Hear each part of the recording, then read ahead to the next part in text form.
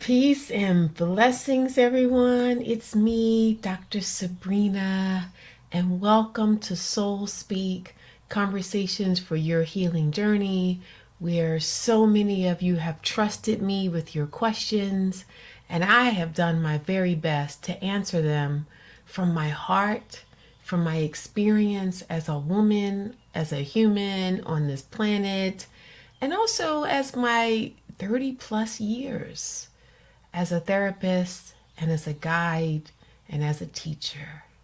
So today's question comes from CB, and she writes, "Dear Dr. Sabrina, I am in the process of ending a 12-year relationship with a man whom I love very much, but I know that it has to end.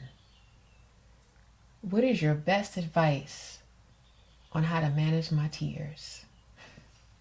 CB, CB, you don't have to manage your tears, my dear.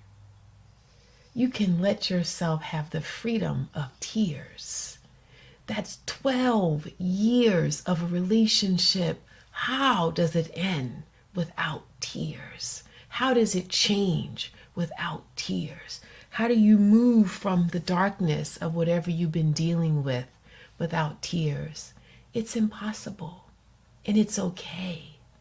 But CB, my assumption that I'm making about you is that you have thought long and hard about the reality that whatever this relationship is, whatever it has done to you, for you, it's time for it to transform into something else.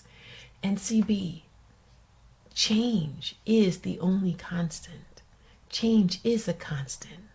So you don't mention if you're married, if you have children. I don't know all the details of your life. However, if you've decided that it's time to move on, and if this person has done anything good for your heart, if this relationship has fed you at some point or several points in your life, then begin with the gratitude for that. Begin with the gratitude for all that you learned.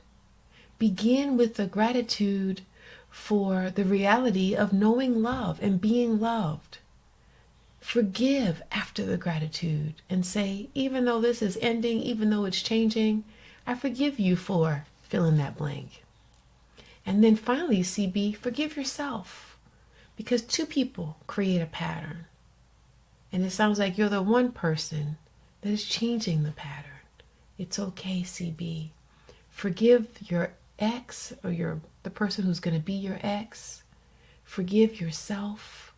Leave the door open, CB, so that love can walk back in at the perfect time for your life, for your next chapter.